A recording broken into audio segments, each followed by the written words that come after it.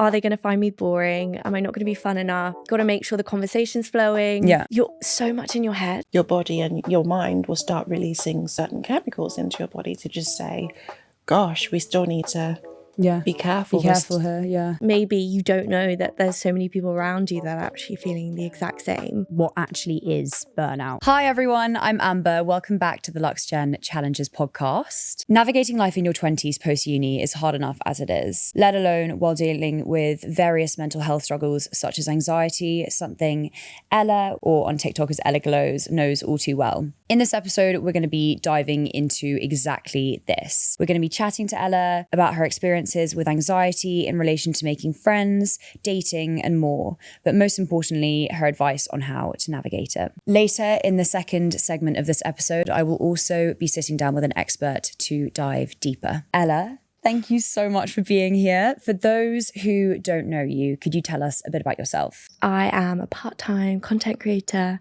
and I also work in mental health full-time.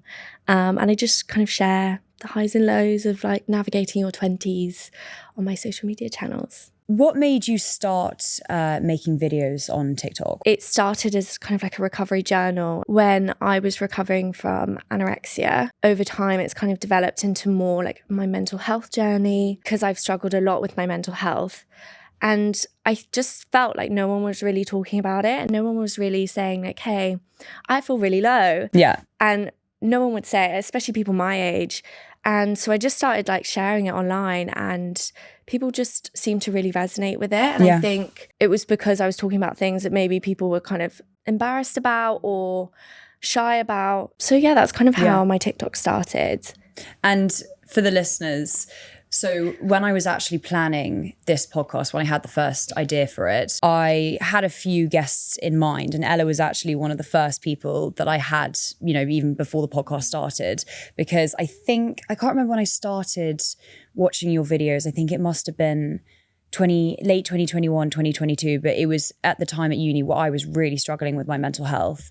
And I had been diagnosed with PTSD and anxiety and OCD, I think the summer before. And I was kind of struggling with the new labels of this and suddenly being, you know, having a diagnosis as an anxious person. I always just thought, oh, everyone has it at some point. Everyone goes through a form of anxiety. But I think when I got diagnosed, I was like, okay, like there is actually a chemical, biological reason behind this. And so watching your videos, I never spoke about any issues that I had with my mental health to any of my friends because I was so embarrassed about it. And watching your videos was literally like having, you know, I didn't even know you, but having like a virtual friend that you could speak to and make you feel better and was experiencing exactly the same things that you were. And it made you feel a lot more seen and recognized, which I was so grateful for. Could you tell us a bit more about your experience with anxiety? Like, when did it start? My anxiety is actually social anxiety. Mm-hmm. So I used to think that it was this general anxiety, and mainly because I just didn't really know much about it. But I've kind of realized actually quite recently that my worries are very much themed around socializing, perceptions of me, just worrying about people judging me. That has been a thing for me since I was like 13. I moved to a new school. It was a lot more judgmental than my old school. And that's when I started to think like, oh, people are judging you. You should really care about what people are thinking. And from then it just kind of spiraled. And yeah, it's a lot to deal with. And it's this constant like going through your head of like, are they judging me? Did I walk weirdly? Did I say something weirdly? Things that some people just don't even think twice about. I used to think that everyone kind of thought those things. Yeah. And then I would like kind of kept it to myself. And then I think I said it to my friend actually just like a few weeks ago. And she was like, Ella, I never think about that. And I was like, okay, yeah, just me. Yeah. But then I know that there are other people out there who feel the exact same. It's a lot to deal with on your own. And you think like, oh my God, everyone's judging me. It is. It's like this internal chatter constantly. I think if other people like you open up as like, oh, it's normal to feel this, you know, when you're going out, it's normal to feel this coming back from a night out, or feel this in terms of friendships and day-to-day life, it then makes everyone else who are listening feel a lot more I don't know, like we can deal with it. Like there's another group there that is going through it as well. And I think when you're not getting reassurance that you really want from friends because maybe they just don't get it and they can't understand why you'd be worrying about something so small, that can feel pretty lonely when you're like, is there something wrong with me? Like, why am I thinking about this? And yeah, having someone else feel the same things as you is a comfort in itself, rather than they don't have to say anything. It's just knowing that you're not the only one who has those worries. Not being the only one. I think that is just, that's all I wanted for so long. I felt so alone in this, like, I don't know, it's just a lot of internal chatter. Yeah. And then it's all consuming, and then that's when your mood starts to dip because you're so overwhelmed with how much is going on in your head. And then that's when you start to feel really isolated and alone. And it's such a horrible feeling. What are the main ways that anxiety manifests in you? For me, it's purely social. I actually don't worry about other things. I worry about socializing, but even with really good friends, like some people don't really understand it because it can be with my best friend that I will feel anxious. And it's about worrying, how's the coffee date going to go? How is drinks out with friends going to go? Are they going to find me boring? Am I not going to be fun enough? Mm-hmm. Am I not interesting enough? Like, got to make sure the conversation's flowing. Yeah. And it is just, you're so much in your head that you kind of forget to actually like enjoy the moment and like be with your friends. Yeah. And there are times that I can do that, but mostly I am very much in my head. And so it's with work colleagues as well. It's honestly with anyone, I feel that. But yeah, it's this worry about what they're thinking of me, whether they're having a good time, which is weird because I should be thinking about whether I'm having a good time. But yeah, that's how it manifests for me. It's those kind of purely about people's perceptions of me. Yeah. And I think like one thing I do want to say is that sometimes I think people think that means that I'm like really self-obsessed and I really care about myself. Anxiety is your brain's form of protecting yourself. Yeah. It's protecting yourself from, for me, sometimes it's like, I'll leave a situation with a friend and luckily I've stopped doing this as much now, but when I was at uni, I send the old, after you've seen them, the text being like, had such a good day with you today. Like, because I would get so scared that they would leave that interaction. They'd be like, oh, well, I don't want to be friends with her anymore. Yeah. Or like, oh, she was on really weird form. Don't want to see her again. For me, maybe it's a fear of like losing that friend, or if I'm, anxious about work, like losing that thing at work or something happening to me on the tube or something. I think it's a fear of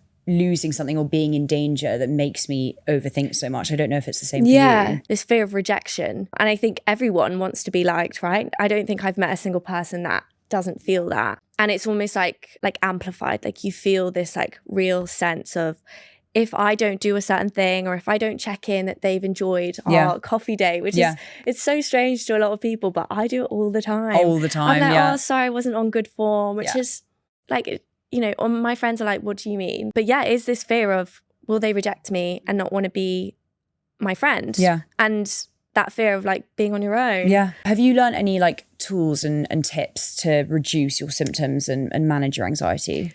For me, it's knowing what reinforces it. So it's things like seeking reassurance. So sending that text to my friend in the moment feels like I have to do it. And if I don't, they hate me and they don't want to be my friend.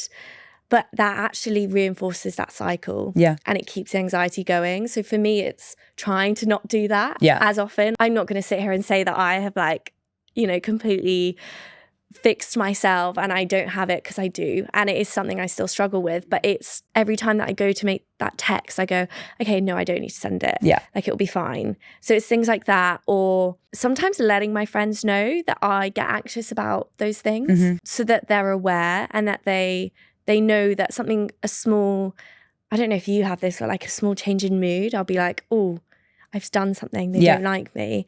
And so they can like kind of reassure me. Maybe that's enforcing the anxiety, I don't know. Yeah. Those kinds of things, just trying not to seek reassurance as much. Yeah. And also not avoid situations. Yeah. Because that is always going to reinforce it. Yeah. So it's going to the parties when I'm absolutely terrified. It's going to the pub when I don't really want to, or, going for a coffee date, or for me, it's FaceTiming and phone calls I really struggle with. I don't FaceTime people, and phone calls I will not pick up.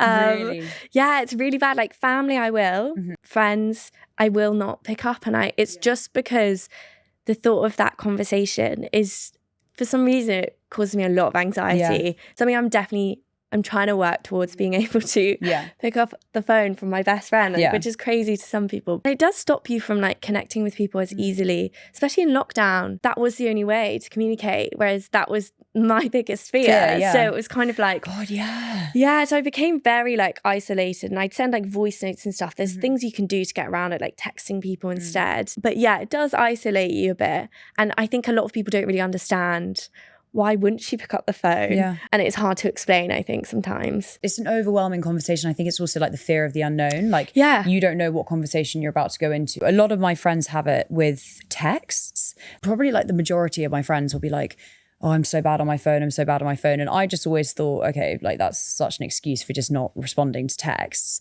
But then they would show me their phone and be like, no, I cannot, there's something in my brain that I cannot actually bring myself to open these text messages and reply.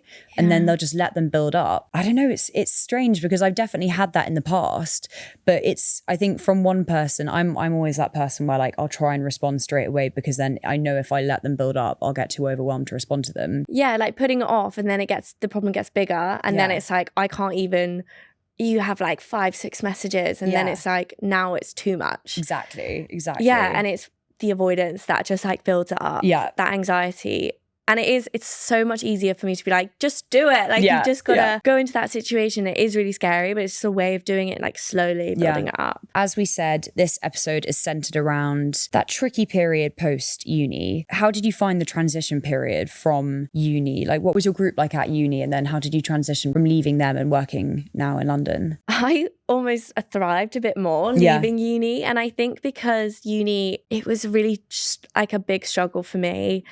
Never really felt like I fit in to any groups and felt quite alone a lot of the time. So I think leaving there, I felt like this is a fresh start, but it does mean that like you're trying to meet new people in a new city. And it's also, what am I doing with my life? What career do I want to do? I've now not got like the next step. Like at school, it was like, you're going to go to uni. And now I'm like, oh, what do I do? Like I've got to have a next step. And it is really overwhelming. But I think, going from uni to living in London, I just felt like I could be myself. And like you're a bit more in control of your routine. And you're not comparing yourself as much. Like I wasn't, seeing all the uni people out and being like, oh. FOMO. Oh, I wish that was me. But you still get that a bit in London, I think. For sure. Like you see all these friendship groups and you think, oh my God, I don't have that. And I don't have a friendship group. But like I have really good friends and they're just all individual.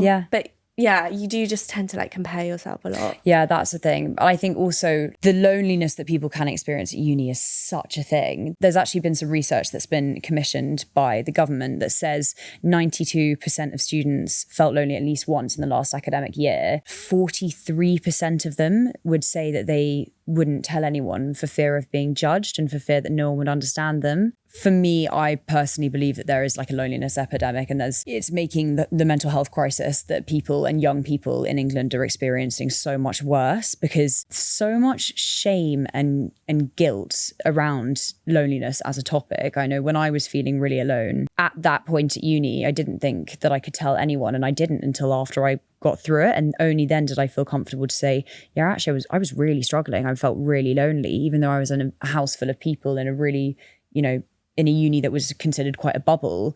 I felt completely alone. People need more education and tools on what they can do when they are feeling lonely. Maybe you don't know that there's so many people around you that are actually feeling the exact same. What do you think are some things that you could do to help mitigate this? It's talking about it. That's like the first thing, knowing that you aren't the only one that's feeling alone. There are so many people out there. It's joining like societies. It's, if we're talking uni, it's joining societies where you can make those friends who have similar interests to you. There's like a million societies out there. Or at the gym, a lot of people meet their friends at the gym as well.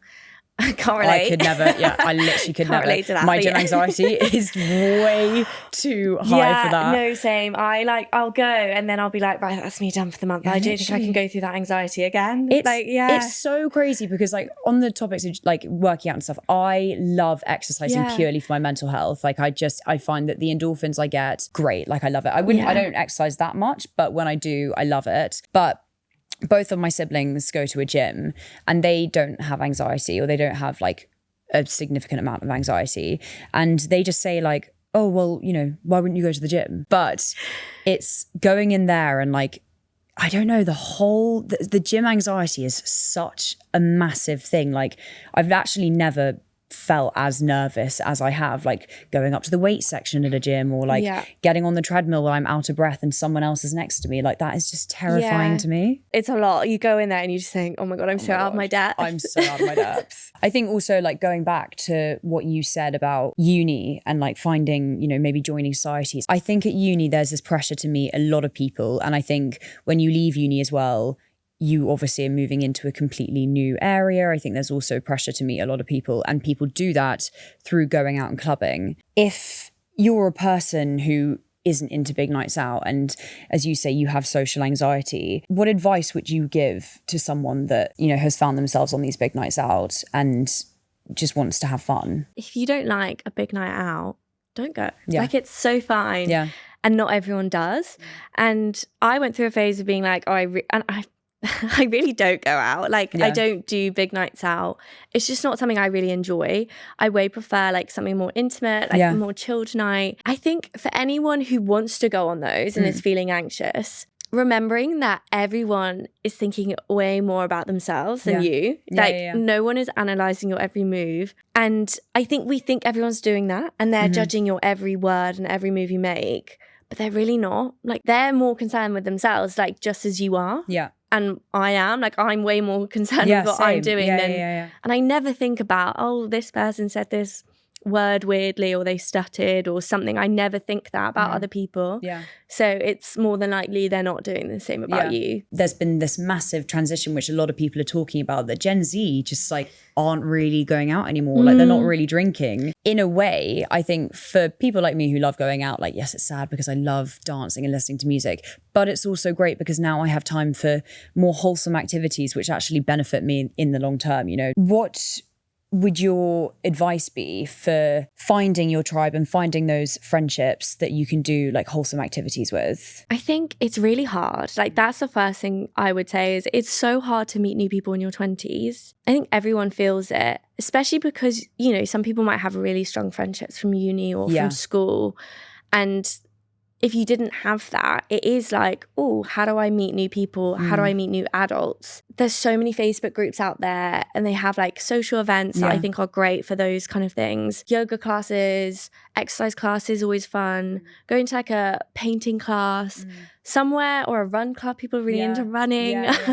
That apparently is really good for meeting people. I hate running. I've so heard I that as well. I would that. not be partaking in that. I love the idea of it, like going, I'd love it to be like a walking club. Go for a walk and then get the coffee and the pastry after. Love that. If anyone knows a good walking club around Battersea or Clapham, please like let us know. I think maybe we should start one, because but it is really hard to meet people in your 20s. But I know there's like Bumble Friends has like, like some people have met friends through that as well. It's a bit like a dating app, but for friends. There are a few options out there, but it is scary putting yourself out there. It is scary. Like, it is. And that fear of rejection as well. Like, will they like me? Will I like them? Yeah. It's so true. So let's move on to dating. You've spoken openly about not having been in a relationship before, while a lot of your friends have, and that this can feel embarrassing. And sometimes you can have feelings like, oh, what is wrong with me? I think this is something that a lot of people can relate to. Can you tell us a bit about how you worked through maybe feelings of self-consciousness about this? I used to like beat myself up for it all the time, and I just thought it was so embarrassing. I think because so many of my friends had like got into these really serious relationships, and I was like, oh, I haven't. Like, what am I doing wrong? And I think part of why I wasn't, you know, meeting people or like going on dates was, one, because I was so anxious, and also I was just going through a really rough time, and I just wasn't really on my mind. Like I wasn't really thinking about that stuff. Yeah. I was more thinking about kind of like day-to-day stuff. Yeah. But yeah, it's something that I've always felt a little bit delayed, like a bit behind everyone, which felt really embarrassing. And I'd be like, oh, I haven't done all the stuff that everyone else has done. And now if I were to go into that, would they think that I'm like inexperienced? Like, would they judge me for that? And I think all of those feelings stopped me from putting myself out there. But I have like really worked through that anxiety, and it's one thing that I'm like really, I feel like I've got it down because I go on dates a lot because the more you do it, the easier it is. And the first date I ever went on, I was so scared. And I went on my first date at uni. So I'd never been on a date, like never done any of that stuff, and went on a date, and it was the scariest thing. But I was like, I'm so glad I've just done it now. So I've like done the first date. I can do this. And I've been on lots and lots of dates, and it's just fun, like meeting people. And I think going into it, just thinking this is a fun night, not really putting too much pressure on it is like the best thing for it. And also, I think with dating apps, this helps a bit because they obviously like you, otherwise they wouldn't have matched with you. Yeah, exactly. So that always helps me because it helps with that fear of rejection, knowing that they do like me a little bit. So, you know, they wouldn't be going on this date if they didn't. So I've actually never been on a Hinge date. I've never been on a dating app date before. I think because of my eyes, I always get really nervous that when I go on a first date, they're going to walk in and be like, oh, you know, her eyes didn't look that cross-eyed in the pictures, and when I see them in real life, I literally have this feeling that they're going to take one look at me and be like, right, I'm out the door. And I don't anymore, luckily, because I've, you know, really learned to accept them. But I think for so many people, there's this aspect of like completely overthinking everything about your appearance or the way that you come across on a dating app that is just so in your own head. Yeah, and it's really scary meeting a complete stranger and also creating your dating profile. Like I overthink it. I'm like, what photos do you put on, or like the prompts that you use, and you don't really know them until you go on that date. And it is really scary, like putting yourself out there for them to then go, oh, I'm not really into it. Like it is really scary. But I've been rejected. Like it hurts for sure. It hurts. But if you think about when you've, you know, rejected someone else or not really liked someone else or just not really been into it, it's never that deep. Like it's very much like, oh, we just didn't really have that much in common, or it's never anything like major. So kind of flipping that and remembering that it's usually something quite small or like it's not and you just too didn't personal. click, and it's just they just don't match your energy. Like it could be as small as that. So now that you've moved to London, what has your experience been on the dating scene so far? I love going on dates. Like I think it's so much fun. And I'm always trying to get like my friends. I'm going to try and get you on an online date. Like it's so much fun once you do it. But it is really scary. And I think I've had a lot of bad dates as well. Like you have good dates, okay dates, and you have bad dates, and you go through rejection, and it's very up and down. I think like some days I'm like, oh, you know, it's going really well. I really like dating, really liking dating apps. And then there are other days where I'm like, your confidence is just like through the floor. No one that you like is matching with you, and you think, oh gosh, like it really gets your self-esteem down, I think. And it is hard dating. It's scary. But yeah, I find it quite fun to go on dates. Relating back to like social anxiety specifically, could you give us some advice to mitigate first date jitters? Like for me personally, I find it really helpful to go for a drink with a friend before the date. So instead of heading straight there, because I think for me, there's a lot of overthinking that happens when I'm getting ready. And I think a friend really, really calms me down and reassures me. So I quite like just stopping off, even if I'm not having an alcoholic drink, even just to say hi and just say, right, give me some reassurance before I go on this date, quick, and then I'll go and I'll feel a lot better. Yeah, I think that's a really good idea. I've never actually done that, but I feel like that would help me so much because you need that boost. You need them to kind of like big you up a little bit. Give you that self-esteem boost to go in there and be confident or be yourself. I think for me, it's doing something very small on the first date. So it's not such a big deal. Like I probably wouldn't go for food. Just that's like extra anxiety. If you have social anxiety, you'll know like eating in front of people can like be a bit anxious. So I'd say like a drink or a coffee or whatever, something like pretty chilled for the first one.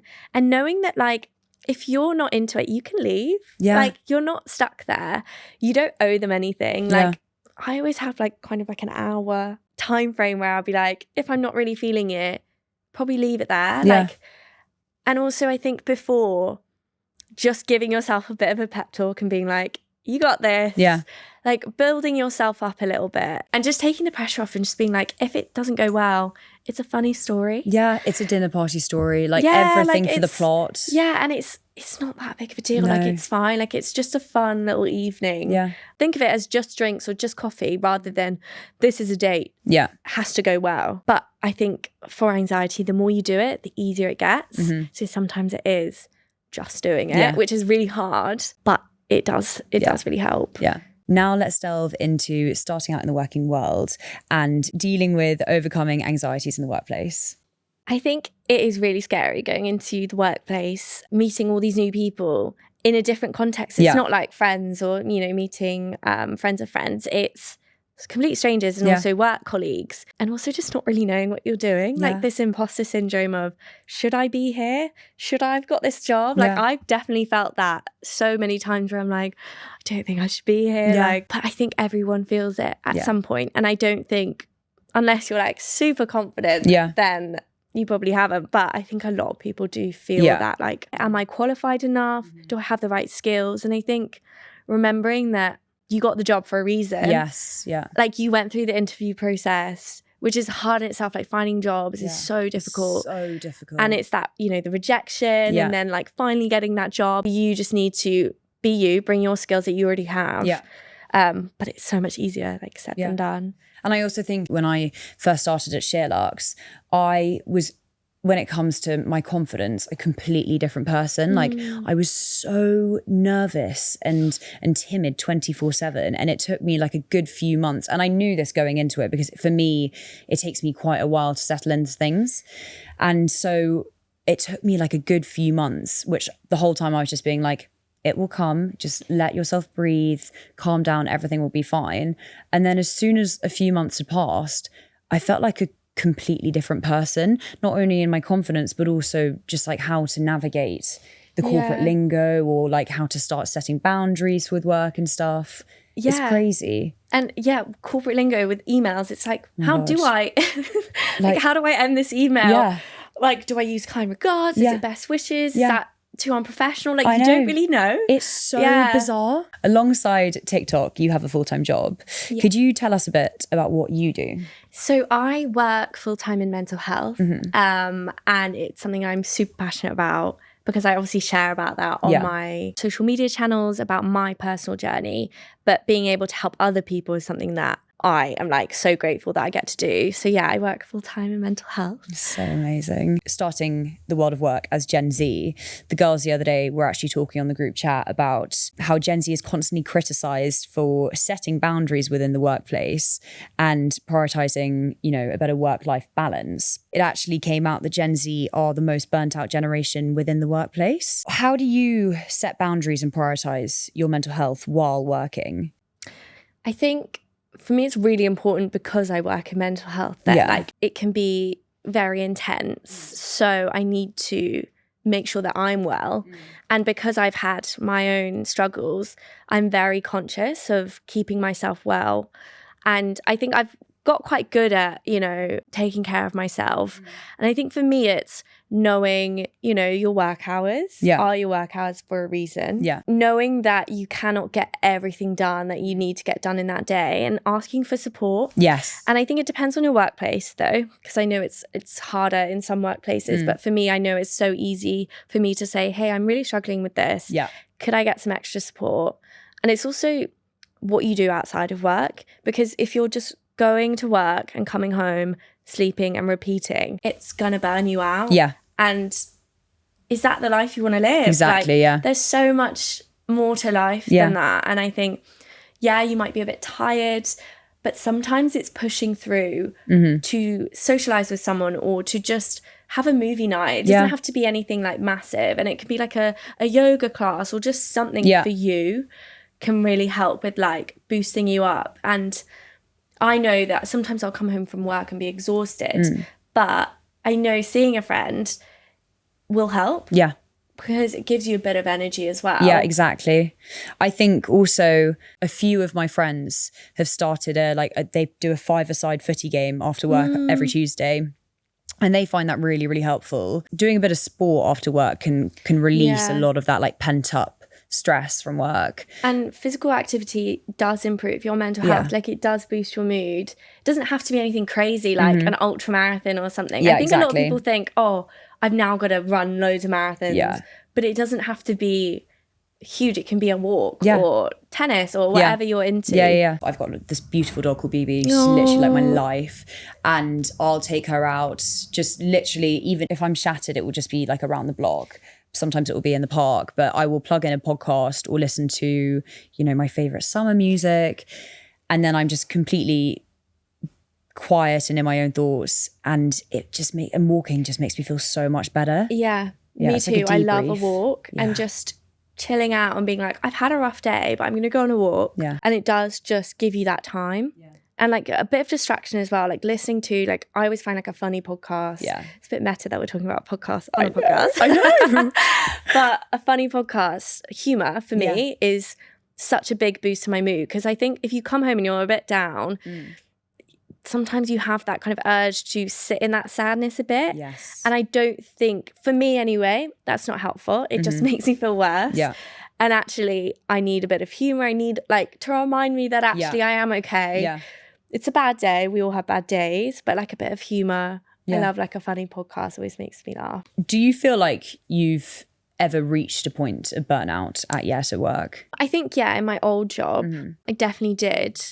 And I think it's when we all get tired, but it's when you just feel so drained starting the day. And it's that dread. I think when you get that dread of going to work because you already feel so tired and drained and you know it's going to be a difficult day again, and feeling quite emotional all the time is when I realised, maybe I need to change jobs, or maybe I need to take a break or do more stuff for myself. Yeah.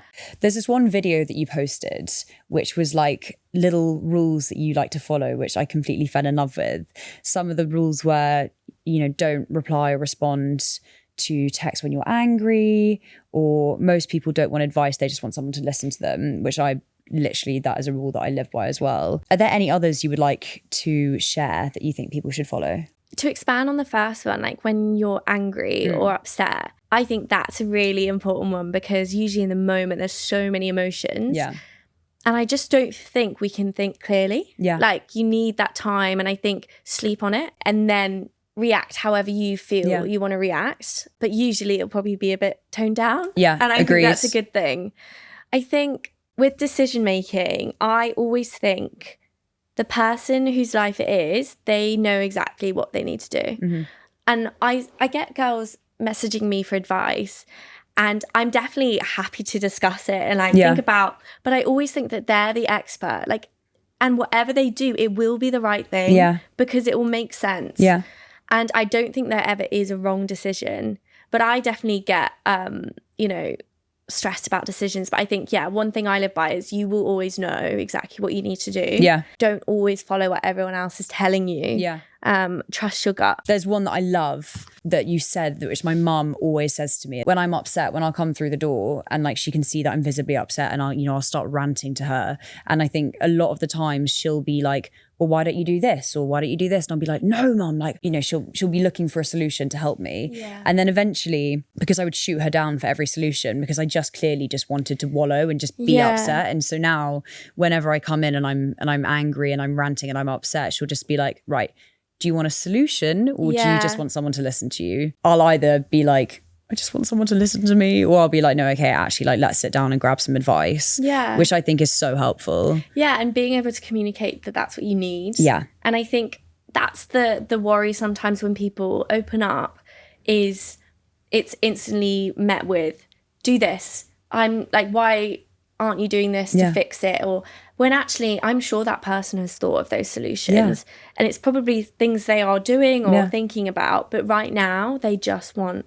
to be heard and like to feel safe with someone telling them how they feel. And usually that works better than the advice route, I think. Before we finish, we always like to round off by acknowledging people who have turned their various challenges into positives with their lives. So in sticking with this tradition, what positives have come from overcoming and working through your personal challenges? I think empathy. Like, I have a lot of empathy for people because I think when you've been in that place and you've been in that really, really dark place, you know how lonely it feels. And so I really feel for other people when they're going through something, because I would never want them to feel as alone as maybe I did or some other people did. Another thing is also, I'm really grateful for the small things, because those are the things that got me through really dark times.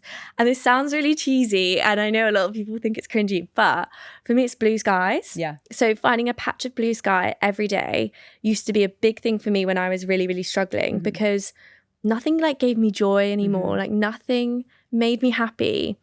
And I needed something. I just needed one thing that I was going to be like, oh, I can see a bit of blue. We're going to be okay. Yeah. And you honestly, like, in the UK, you think there's no blue skies, but I managed to find it like pretty much every day. And once you start looking for it, you find it. Yeah.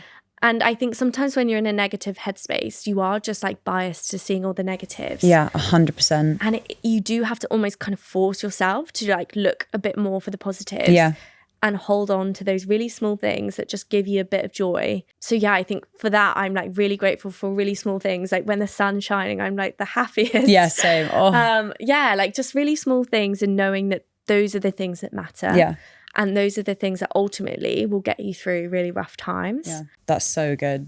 I love like patch of blue sky. It's so true though, because you do just need to look at the small things now again. And it can be, for anyone, it can be whatever it is for you. Like for me, I really like sunshine and I love blue skies, and that holds value to me. Whereas for some people, it might be their coffee in the morning. Yeah. It can be something very personal to you, but just having one thing, it's almost like a routine of, okay, I've looked for that, I'm going to be okay. Yeah. I'm trying now to get back into journaling. And I feel like a lot of the time I journal to rant when I'm angry about something.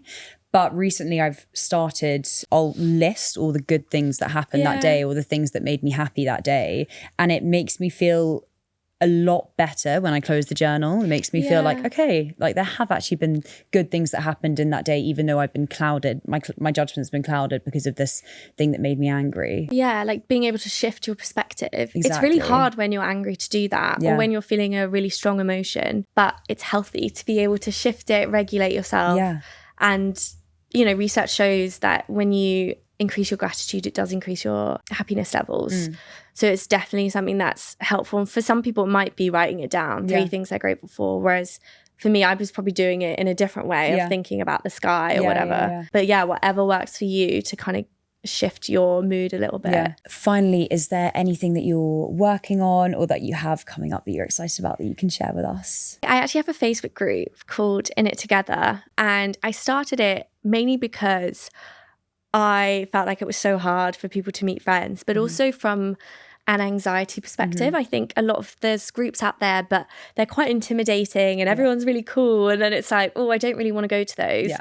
So it was more kind of creating a group where girls could connect and share that they're feeling anxious or share that they're struggling with jobs or whatever's going on in their lives in a safe space that's very much free of judgment. And I've been holding events for that. I had an event recently, like a paint and sip event. It went so well. So I'll be hosting more of those events soon. But yeah, that's something I'm working on at the moment, which I'm loving. And I just love doing it. I love meeting everyone and like just having a good time together. And having that support group of like-minded people as well is so wholesome. And so many people come on their own. Yeah. And I think a lot of people are scared of that, but I'm like, everyone comes on their own. Yeah. Everyone there is anxious. Yeah. I'm anxious. Yeah. Like I'm there like hosting it, but freaking out. But you're in this together. Yeah, exactly. I love that. And everyone is so supportive of each other, which is such a good thing. And I was so worried about but everyone is so lovely and supportive.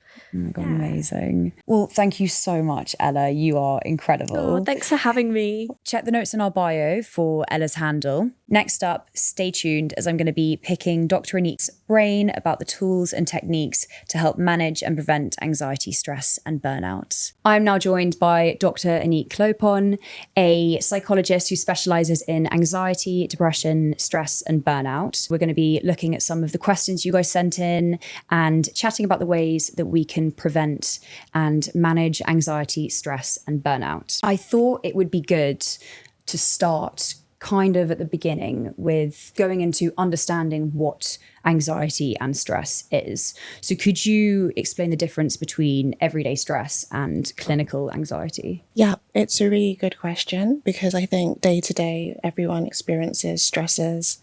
Everyone can feel anxious from time to time, but essentially when it becomes clinical is very much to do with the duration. So when I say duration, it's like to actually have a diagnosis, you would need to have been presenting with anxiety symptoms for at least 6 months. Okay. It can be panic. It can be kind of heart palpitations excessively. It can be you being worried about going out or being around people. People can feel like that from time to time, but if that's kind of still going on, really stopping you, it would be seen as something to diagnose. Okay. What is the difference between stress and anxiety? So stress is a kind of reaction to a situation. Anxiety doesn't necessarily have to be to do with a kind of outside source. Okay. It could just be to do with your thinking patterns, what we might call ruminations, or negative automatic thoughts. Stress is more your exposure to an event or a situation or some kind of circumstance change. I wanted to get into some of the dilemmas from our listeners. So someone said, I've always been a little shy, but now being at uni, I'm experiencing a lot more social anxiety, and this makes it hard for me to put myself out of my comfort zone and make new friends. Do you have any advice for managing this? Being at uni is such an adjustment. It's such a kind of change of life circumstance. It's quite natural to feel quite anxious at the beginning of that. Sometimes you feel like everyone must know each other already, or groups are solidified and things. But the reality is everyone is actually just finding their way as well. Yeah. It's almost like stepping out of what your worst fear is. So your worst fear might be, if I go out with this social group or to this place, no one will like me or have an awful time or I'll be out of place. But actually challenging that and being like, okay, I have this belief, but it's not necessarily a fact. Yeah. Am I willing to take a step out and maybe go for 10 minutes? If it isn't for me, that's fine. But to initially try and brave it and step into that. I think it's really important having that time marker on it. That's definitely something that I do with things that I find out of my comfort zone, whether that be social situations or even exercise. I say, okay, I'm going to do it for 10 minutes. That's it. And even with exercise, if I'm feeling really, really low and unmotivated, I'll say, you know what, I'm just going to do it for 5 minutes. And then as soon as you get there, you're like, okay, actually all of this stress and anxiety and overthinking about this social situation or about this workout a lot of it was in my head. Yeah. And it may not completely take away all the anxiety while you're there. However, I do think it makes a massive difference because I feel like so much of it is the anticipation before the event instead of actually being there. Yeah, 100%. A lot of it is anticipation, especially, the issues around anxiety, whether it's social anxiety, and also just kind of panic. Yeah. Having more of those physical symptoms as well. Because I feel like at the end of the day, uni is such a unfamiliar time in your life. Yeah. And at the end of the day, anxiety is just your brain trying to protect you in a way.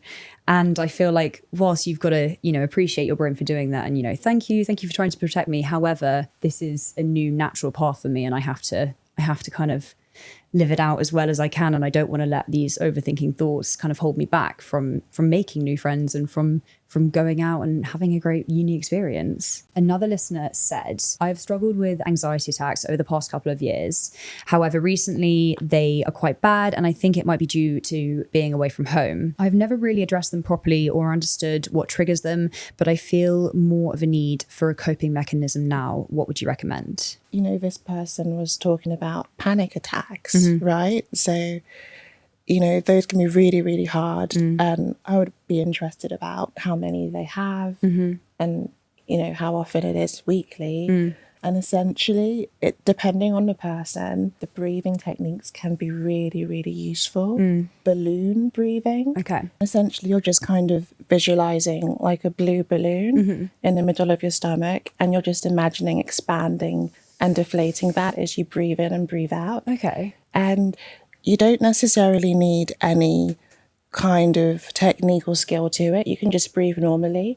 But what happens is when you start focusing on that, you naturally kind of bring your rhythm of breathing to a stable one again. Okay. Oh, that's really interesting. But it's somehow getting to a stage where you're aware that it's not fatal when you have a panic attack. Because for a lot of people, again, they might not be 100% aware.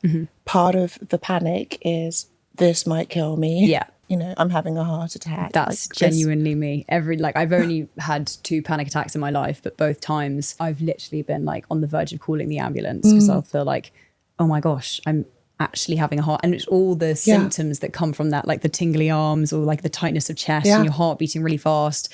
It's so real that by the time you're over it, you're like, oh God, what was I thinking? But in that moment, you genuinely feel like you're in a life-threatening situation. I wanted to move on to preventing burnout, but before we get into the dilemmas, I was wondering if you could tell us, you know, what actually is burnout, because I don't really know myself. I feel like I've definitely experienced it, but I don't know what it actually is. So essentially, it is to do with a prolonged stress response. Okay. Everyone's aware of this idea of fight, flight, freeze, when we're kind of encountering something that could potentially cause trouble for us. After that initial situation has occurred, depending on our thought processes, we may continue to think about that event or situation that happened and have a lot of negative thoughts about it. Okay.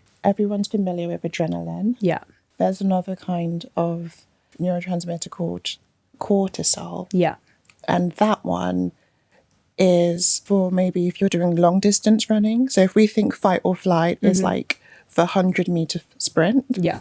That would be adrenaline. Yeah, adrenaline. Yeah. Cortisol, I guess, is like the 1500 meters. Oh God. Why would that be considered the long distance? Maybe the situation we're responding to is not a kind of immediate one, but might need you to have a bit more resources to keep going a little bit longer. What will happen is your cortisol will start to kind of rise up to kind of give you a bit more of that stamina to address the stressful situation. Our bodies are not designed to kind of continually be in that state. So the cortisol will just keep on releasing. Okay, right. And it might keep on releasing for, I don't know, a month or something or two. But our bodies don't actually like having large amounts of that substance in our system continually moving around. Yeah. And essentially, that's when you start getting what is now described as burnout symptoms. Okay. That might be a headache, but a kind of tension one, kind of maybe towards the lower back of your head, or a sense of pressure all around your head. Yeah. Might be the fatigue. Yeah. So your body's just like, God, we're still going. Still going. Yeah. And like, you know, you want to sleep. Yeah. But your body, part of your body and your mind is like, are we under attack? Is there a stressor still happening? If so, you can't completely sleep. You still need to kind of be partially awake to kind of handle the situation. So you're not in that deep REM sleep, which kind of then will make the cortisol even worse, because then you'll wake up the next day not feeling fully rested, and then it will kind of go on from there. Exactly. Okay. Your mind and your body is not in a state of, this is relaxing, this is a normal situation, I'm at work, I'm safe, or I'm home, I'm safe. It's like, there still might be something that needs to be dealt with here. There still might be a fight or flight or freeze response. Okay. So essentially, burnout is the kind of delayed onset of that experience, of that continued sense of stress. Got you. And there can be some reality in it, and there can be some catastrophizing in it. And by that, what I mean is, it might be that you're in a situation that needs to be changed or addressed. There might be some issues going on you need to kind of change and get support with. At the same time, it might be that that's been sorted out, but you still have that kind of continued negative thinking pattern and thought process about it. And for that reason, your body and your mind will start releasing certain chemicals into your body to just say, gosh, we still need to be careful. Be careful here, we spoke about this, that I have PTSD. And one of the things that I experience a lot with PTSD is catastrophization. And there was a moment at work where I thought I was potentially burning out, and I noticed that I began to catastrophize things more. And I think maybe it's because, not that anything was bad at work, but because it was my first ever job and it was a completely new situation to me. I've just moved back from uni to London, and all of my friends, for example, most of them had gone traveling, or most of them had started really, really high powered jobs, or the rest of them were still at uni. So I didn't have that set group that I had at uni. I was in a completely new job. I was learning and being trained for things. And I think all of that maybe had a lot of factors that would indicate burnout, but I don't know if it actually was. But I definitely woke up with, I think around 3 months into it, I definitely woke up with a lot of fatigue, a lack of motivation, especially. You said the pain in the back of your head. I had it really badly in my shoulders and the back of my neck, and I had shortness of breath. And I don't know if that would be considered burnout, but I don't know. Yeah. So as I said, I feel burnout is a new coin term to kind of talk about the delayed or prolonged stress response. So I think it would be characterized as that, because what you're describing is certainly the symptoms.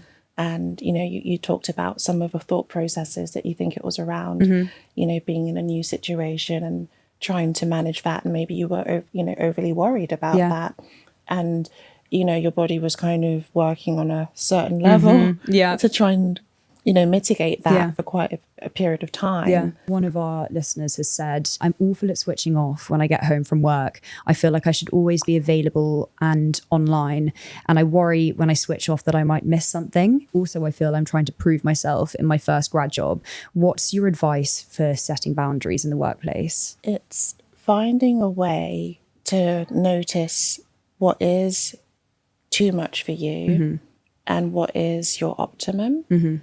And once you're aware of that, you can express it a bit more openly.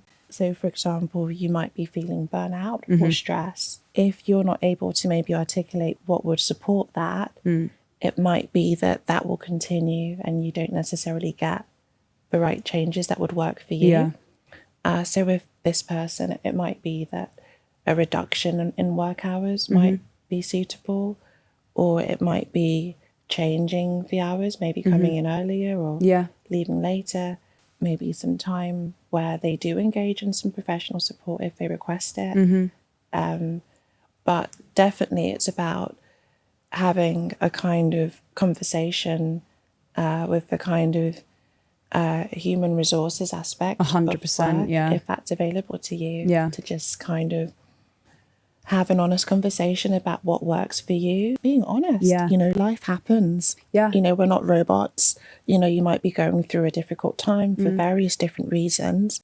But it's natural. And I think also it's really, with the HR thing, your company want the best for you, and they don't want you to feel unhappy or anxious or on the verge of burnout or stressed. And I think having those open and honest conversations can be intimidating, but if you set up a catch up with your manager or a catch up with someone from your HR team, you'll feel such a weight off your shoulders once you do. So now we're going to move on to professional help. Someone said, I've been really struggling with anxiety and I've tried a range of things to do with managing my stress. However, everything feels so overwhelming. Perhaps I should look into professional help. A lot of people have said this to me, but I'm worried about what this even entails.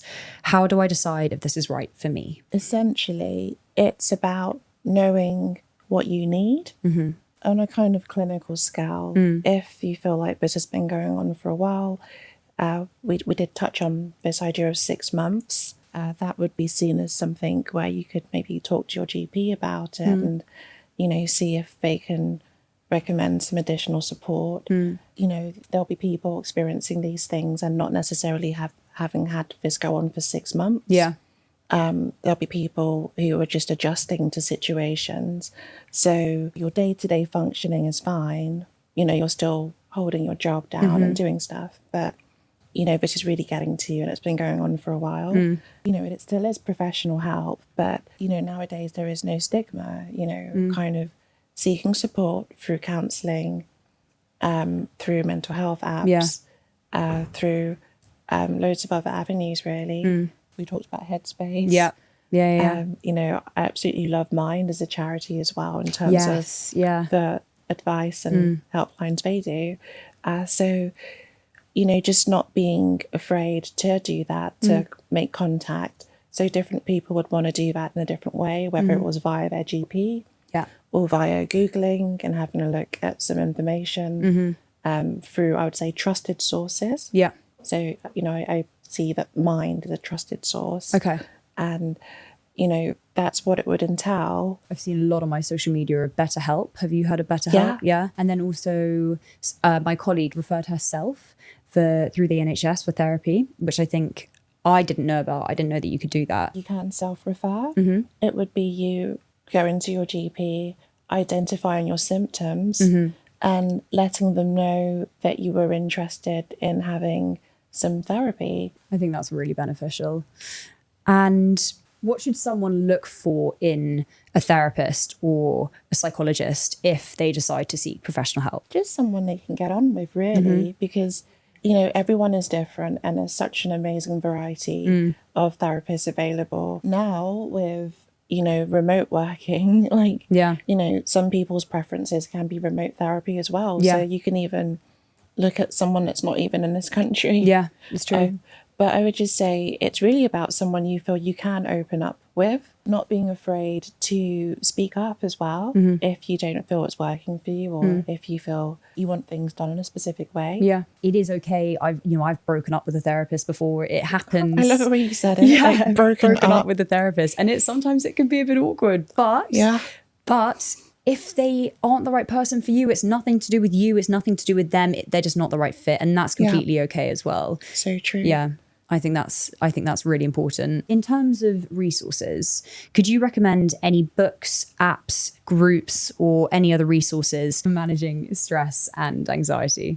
Yeah, definitely. In terms of stress and anxiety, I think Headspace is amazing. Yeah. If you just want to build upon your capacity to be mindful, not necessarily jump to negative ways of thinking. One book I think is amazing is called Boundaries. Okay. It's by someone called Dr. Townsend. It helps you to identify how good you are at being verbal about what you need.